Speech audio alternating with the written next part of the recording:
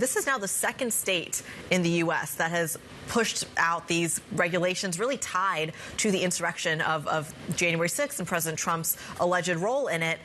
Where do we go from here? What kind of precedent does that set? Well, it's interesting, as you say, because two states now have made this ruling. It's based on quite an obscure, until now, a constitutional amendment dating back to the Civil War, which essentially says if you engage in insurrection, you're ineligible to hold office, and they've used that. But, of course, we have Trump's lawyers already saying they're going to appeal these decisions. It's part of a very complex soup of legal actions all the way through until the next election late next year, which we're going to see about his ability to run for the primary for the Republicans, potentially stand in the election in November, and then potentially can he take office? And this is going to drag all the way through that campaign and beyond, and his lawyers are trying to drag everything out to allow him to appear on these ballots and then to stand in November potentially for the Republicans. And so the question, though, for the states is, you know, are they able to make these rulings on their own behalf?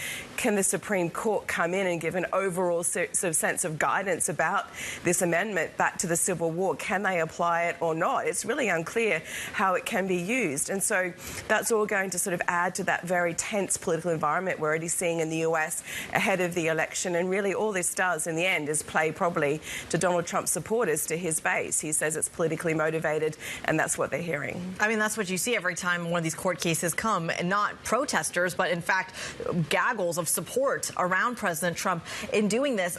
To me, what's so fascinating, we should point this out to our global audience in particular, is that even though there are these charges of insurrection and court cases around them, he still hasn't actually been charged with his role in January 6th yet, which was why this is so complicated to begin with. What does the timeline look like going into the new year?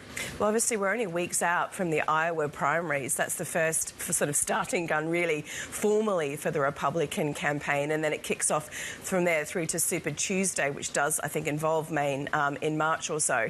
And so we're really coming to the pointy end of things. And again, if these legal cases are still bound up in appeals on the part of Trump's campaign, it might mean in the interim he can appear on these ballots. The question is, can he get enough votes to run through to get the primary nomination and then run into the election? So we are coming to the point where these legal cases are coming to a head. But more importantly, how is the field starting to narrow for the Republicans? We've seen a number of contenders dropping out already. Most of the other contenders are really miles behind him in the opinion polls. And as you say, that's kind of what matters in the end. The legal cases are one thing, but he's winning his base over with all of this, and he seems to be winning over the Republicans in general.